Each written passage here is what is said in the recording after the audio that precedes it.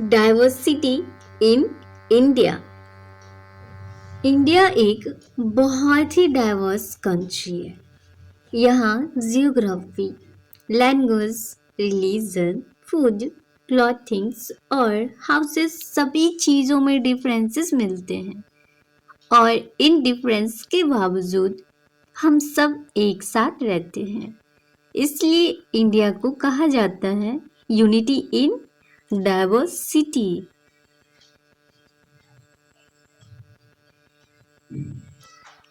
Next topic है why diversity exist. Diversity किसी एक रीजन से नहीं बल्कि क्लाइमेट, हिस्ट्री, कल्चर और इकोनॉमी से मिलकर बनी है। अलग क्लाइमेट होने से हमारे क्रॉप्स और लाइफस्टाइल बदलते हैं। हिस्ट्री और माइग्रेशन से न्यू ट्रेडिशंस आते हैं।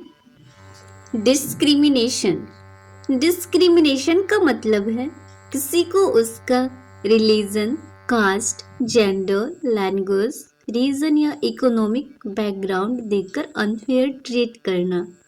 जब हम डिफरेंसेस को रिस्पेक्ट नहीं करते और इनइक्वालिटी क्रिएट करते हैं तब सोसाइटी में डिस्क्रिमिनेशन बढ़ने लगता है।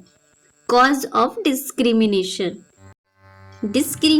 के 3 मेजर कॉजेस होते हैं। पहला, स्टीरियोटाइप, जिसमें हम लोगों के बारे में फिक्स्ड रॉन्ग आइडियाज बना लेते हैं। दूसरा, प्रीजुडिस, जिसमें हम किसी ग्रुप को इन्फीरियर समझते हैं। और तीसरा, सोशल और इकोनॉमिक इनइक्वालिटी, जो सोसाइटी में गैप क्रिएट करते हैं। फॉर्म्स ऑफ डिस्क्रिमिनेशन कई फॉर्म्स में दिखाई देते हैं, जैसे caste based discrimination, gender discrimination, religious discrimination, economic inequality, disability discrimination और रीजनल बायस। ये सब सोसाइटी की ग्रोथ को रोक देते हैं। इम्पैक्ट ऑफ डिस्क्रिमिनेशन का सबसे बड़ा नुकसान ये होता है कि इक्वालिटी और अपॉर्चुनिटी दोनों कम हो जाती हैं।